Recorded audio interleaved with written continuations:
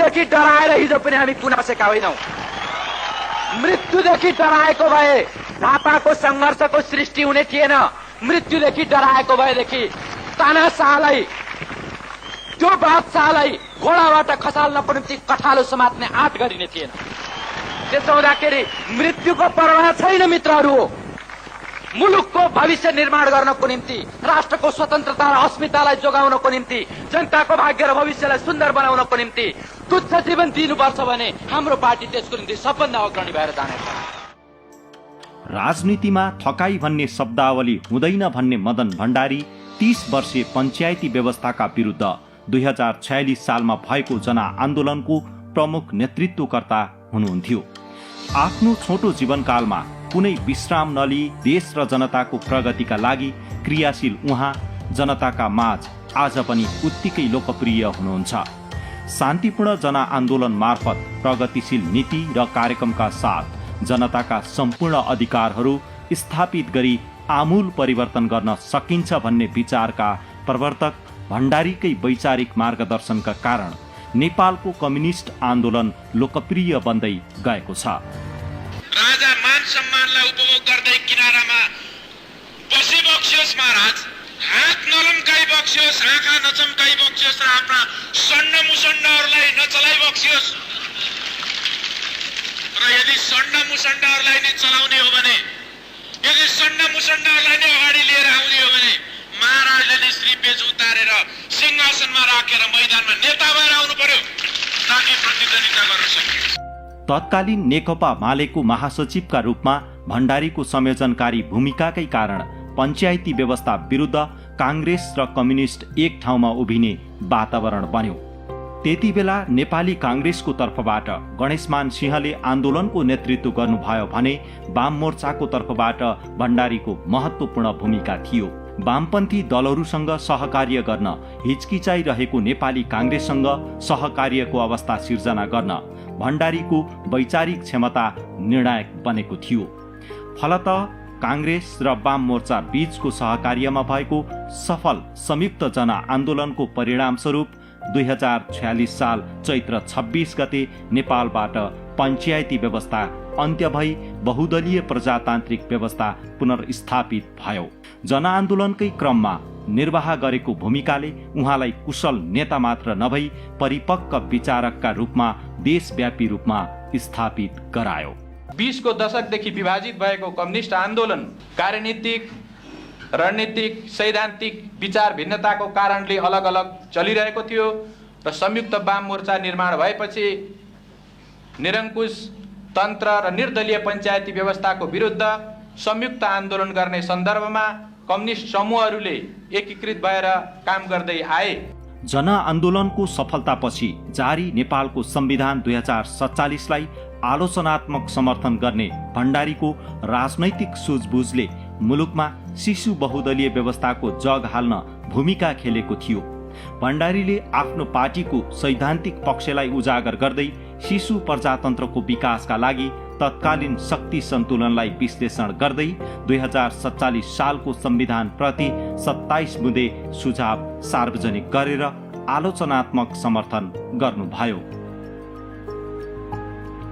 यो संविधानलाई हामी आलोचनात्मक समर्थन गर्छौं भनेर अभिव्यक्त गरेका छौं। आलोचनात्मक समर्थन गर्छौं भन्दाखेरि हाम्रो मुख्य भनाइ के हो? हाम्रो भनाइ के हो भने यो संविधानमा जुन प्रजातान्त्रिक अधिकारका प्रावधानहरू राखिएको छ तिनीहरूलाई हार्दिक रूपमा समर्थन गर्नुपर्छ र तिनीहरूलाई प्रयोग गर्दै अगाडि बढ्नुपर्छ। दोस्रो, यो संविधानमा केही यस्ता धाराहरू राखिएका छन् जो उपयुक्त छैनन्। जननेता भण्डारीले सार्वजनिक रूपमै संविधानमा रहेको श्री 5 को सरकार हटाएर नेपाल सरकार राख्नुपर्ने, शाही सेना हटाएर नेपाली सेना हुनुपर्ने, सरकारी र सार्वजनिक संस्थान तथा निकायहरूमा रहेको शाही शब्द हटाउनु पर्ने प्रस्ताव गर्नु भएको थियो। विशेष गरी राजा र राजपरिवारका असीमित अधिकारहरू कटौती गर्दै प्रजातन्त्रलाई बलियो बनाउनु पर्ने मत अघि सार्नु तत्कालीन समयमा चुनौतीपूर्ण थियो। उहाँले 1.5 दशक पहिले अगाडि सारेको विचार 2062-63 सालको जनआन्दोलनपछि सिङ्गो नेपालको पुँजी बन्न पुग्यो। नेपाललाई स्वतन्त्र सार्वभौम धर्मनिरपेक्ष जनताको जनवादी गणतन्त्र घोषित गरिनेछ। शक्ति पृथकीकरणको सिद्धान्तको आधारमा संविधानले व्यवस्थापिका कार्यपालिका र न्यायपालिकाको व्यवस्था गर्नेछ। निर्वाचित व्यवस्थापिका सभाले ऐन कानुनहरूको निर्माण गर्नेछ। राष्ट्रिय राजनीतिमा चम्किलो ताराका रूपमा उदाउनु भएका उहाँको देशभित्र मात्र नभई अन्तर्राष्ट्रिय स्तरमा पनि चर्चा हुन थालिसकेको थियो।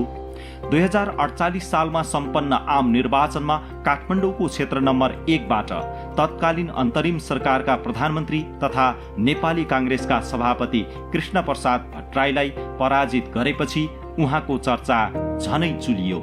जस्तो अनुमान गरेको थिएँ मैले जनताप्रति कि राजधानीका जनता प्रजातन्त्रको निम्ति जनजीविकाका समस्याहरूलाई प्रगतिशील ढङ्गले समाधान गर्ने कुराको निम्ति र यो मुलुकको स्वाधीनता र स्वतन्त्रताको निम्ति मरिमेट्न तयार छन् भन्ने जस्तो मैले पूर्वानुमान गरेको थिएँ। त्यो कुरा यो विजयले पनि प्रमाणित गरिदिएको छ। सरल जीवनशैली र ओजपूर्ण भाषण कलामा निपुण जननेता मदन भण्डारीले नेपालको कम्युनिस्ट आन्दोलनलाई सामाजिक आर्थिक परिवर्तनको मौलिक सिद्धान्त जनताको बहुदलीय जनवाद मार्फत लोकतान्त्रिकरण गर्नुभयो। उहाँको लोकप्रिय विचार र त्यसले सिर्जना गरेको जनलहर देखेर विश्व प्रतिष्ठित न्युज विक म्यागजिनले कार्ल मार्क्स नेपालमा जीवित छन् भन्दै उहाँको अन्तर्वार्ता प्रकाशन गर्यो। प्रजातन्त्रको संस्थागत विकास सँगसँगै राष्ट्रियताका सवालमा उहाँले अघि सार्नु भएको विचार आज पनि उत्तिकै सान्दर्भिक छन्। हामीले जति हदसम्म प्रजातान्त्रिक अधिकारहरू प्राप्त गरेका छौँ ती प्रजातान्त्रिक अधिकारहरूको संरक्षण गर्न र तिनीहरूलाई रचनात्मक ढङ्गले प्रयोग गर्नको निम्ति हामी जानै पर्छ र यसरी हामी निर्माणको काममा संलग्न भएका छौँ। सन् 1950 को नेपाल र भारत बीच भएका असमान शान्ति तथा मैत्री सन्धि सम्झौताका सन्दर्भमा भण्डारीले संसदमा व्यक्त गर्नुभएको धारणा नै आज सिङ्गो देशको धारणा बन्न पुगेको छ। र जहाँसम्म भारत र चीनको सवाल छ, दुईटै ठूला छिमेकी मुलुकहरूसँग परम्परागत ढङ्गको मैत्रीपूर्ण सम्बन्ध हामी कायम राख्न चाहन्छौँ। यसको साथसाथै भन्नै पर्ने कुरा के हो भने विगतमा जुन असमान र अपमानकारी ढङ्गका सन्धि सम्झौताहरू हाम्रो मुलुकसँग भएका छन् तिनीहरूको पुनरावलोकन गरेर असमानता र अपमानको पक्षलाई हटाएर हामी तिनीहरूको नवीकरण गर्ने पक्षमा छौँ। स्थापनाको केही समयपछिदेखि नै टुटफुटको शिकार हुँदै आएको नेपालको कम्युनिस्ट आन्दोलनलाई एकीकृत गर्दै जननेता भण्डारीले प्रभावशाली शक्ति निर्माण गर्न मियोको भूमिका खेल्नुभयो। यो पहिलेको पुस्ताका मान्छेहरूलाई हामी तुलनात्मक रूपले नयाँ पुस्ताहरूले चाहिँ मिलाएर यसलाई धेरै अगाडि बढाएको हो। त्यसमा मदनजीको विशिष्ट भूमिका छ।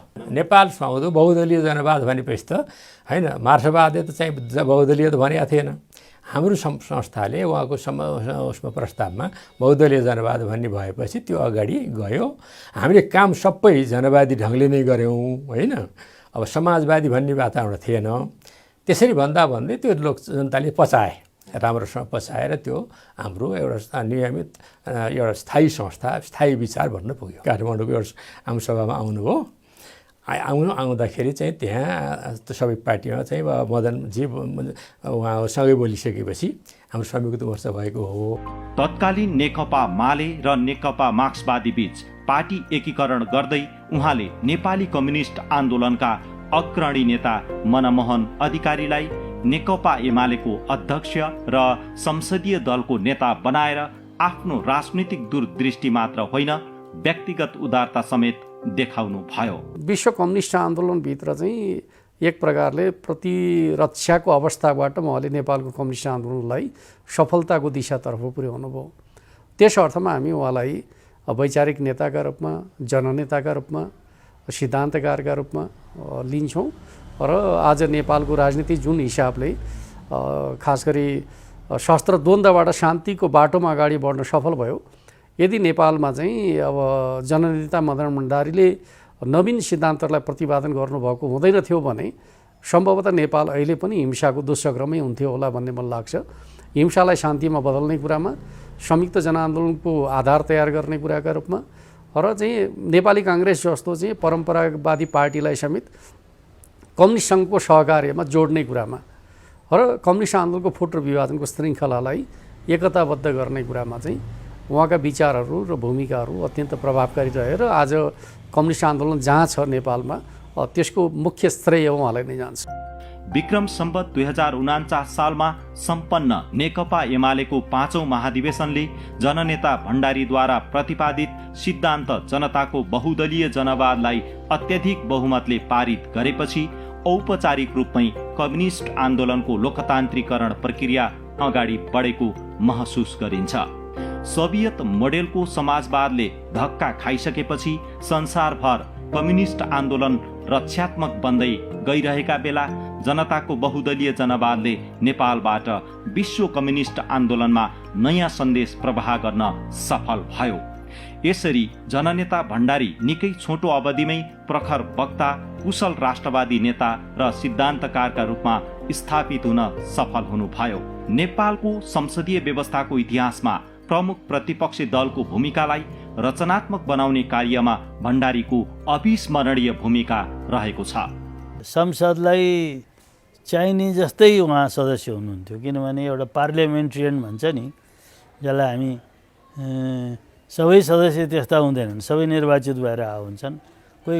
कोही खास मान्छेमा त्यो चाहिँ नि एउटा पार्लियामेन्ट्रियन भन्ने एउटा सांसदको धेरै गुण भएको व्यक्तित्व हुन्छ। त्यसमध्येको मदन भण्डारी हुनुहुन्थ्यो। मेरो त्यत्रो उच्च मूल्याङ्कन छ, किनभने त्यस्तो सांसद भनेको कस्तो हुन्छ भने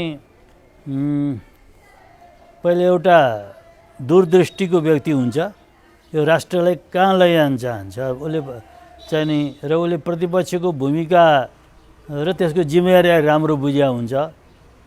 देशको संविधान, संसदको नियमको पनि एउटा राम्रो ज्ञान हुन्छ र ऊ त्यो शिष्टाचारभित्र सधैँ तत्पर हुन्छ।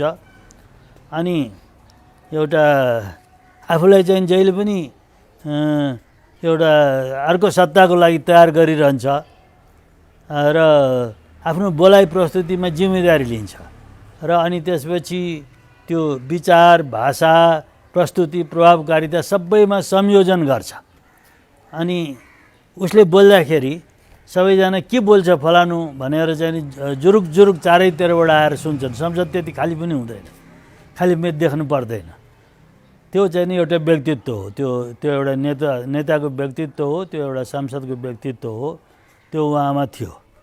त्यसको चाहिँ नि मलाई चाहिँ नि ठुलो छाप परेको छ। जीवन सिद्धान्तका लागि नभई सिद्धान्त जीवनका लागि हुनुपर्छ भन्ने मान्यता राख्ने जननेता भण्डारी नेपालको सन्दर्भमा मार्क्सवादको सृजनात्मक प्रयोग गर्ने एक कुशल नेतृत्वकर्ता हुनुहुन्थ्यो। संविधानको सर्वोच्चता, बहुदलीय खुल्ला समाज, शक्ति पृथकीकरणको सिद्धान्त, मानव अधिकारको रक्षा, बहुदलीय प्रतिस्पर्धात्मक प्रणाली, आवधिक निर्वाचन, बहुमतको सरकार र संवैधानिक प्रतिपक्ष, कानुनी राज्य लगायतका विशेषता सहितका राज्य प्रणालीबाट कल्याणकारी जनवादी व्यवस्थाको सुदृढीकरण, विदेशी पुँजी र प्रविधिको राष्ट्रहितमा प्रयोग गर्ने ठोस दृष्टिकोण सहित जननेता भण्डारीले जनताको बहुदलीय जनवादलाई अगाडि सार्नुभयो। जति बेला यो मुलुकमा मण्डलीय राष्ट्रवादको बिगिबिगी थियो, त्यति बेला नेपालको कम्युनिस्ट आन्दोलनलाई गुणात्मक रूपले पुनर्संरचना गर्ने सन्दर्भमा, रिस्ट्रक्चर गर्ने सन्दर्भमा, गुणात्मक फड्को मार्ने सन्दर्भमा उहाँले के भन्नुभयो कि होइन, नेपालको कम्युनिस्ट आन्दोलनको बाटो प्रगतिशील राष्ट्रवादको बाटो, प्रोग्रेसिभ नेसनलिजमको बाटो, जो कालीमाटीमा जब म अन्तिम दस्तावेज तयार गर्दै थिएँ एमालेसँग एकीकृत हुनको लागि, त्यो अन्तिम वार्तामा मदन कौरले कालीमाटीको जीवनमानन्दहरूको घरमा कि अब जितेन्द्रजी हिजो उहाँकै भनेको म कोट गर्छु, प्रगतिशील राष्ट्रवादको उहाँले व्याख्या गर्नुभयो कि हिजोसम्म राजा वीरेन्द्रको राष्ट्रवादमा अलिअलि कम्युनिस्टहरू पनि फस्यो जितेन्द्रजी, त्यसकारण तपाईँले जुन अहिले प्रश्न गर्नुभयो कि अब नेकपा एमालेको भारतप्रतिको दृष्टिकोण के हुन्छ भन्ने सन्दर्भमा हामीले प्रगतिशील राष्ट्रवादको एमाले प्रगतिशील राष्ट्रवादको दृष्टिकोण अहिले हामी नयाँ ढङ्गले अगाडि बढाएका छौँ। त्यो भनेको के हो भन्दाखेरि कि भारतसँग आफ्नो मुलुकको राष्ट्रिय अखण्डता, भौगोलिक अखण्डता र सार्वभौम सत्तालाई बचाउँदै त्यसमा कुनै पनि कम्प्रोमाइज नगरिकन हामीले भारत लगायत दुवै छिमेकीसँग विकास र समृद्धिको लागि राम्रो सम्बन्ध राख्ने।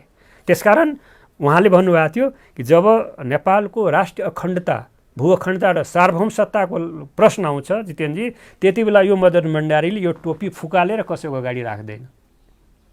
त नेपालको पक्षमा एउटा नेपालीको नाताले म उभिन्छु र हाम्रो पार्टी उभिन्छ। तर हामी बुझ्दछौँ कि नेपालको विकास र समृद्धि भारत र चीन दुवैसँग र त्यसमा पनि भारतसँग विशेष रूपमा यो सम्बन्ध राखेर हामी अगाडि बढ्नुपर्छौँ भन्ने उहाँले भन्नुभएको थियो। त्यो 4वटा चाहिँ उहाँको एउटा न्यू सिफ्ट थियो, नेपालको कम्युनिस्ट आन्दोलनमा नयाँ सिफ्ट थियो। त्यो सिफ्टलाई बुझेर म त्यति बेला एमाले भएको थिएँ।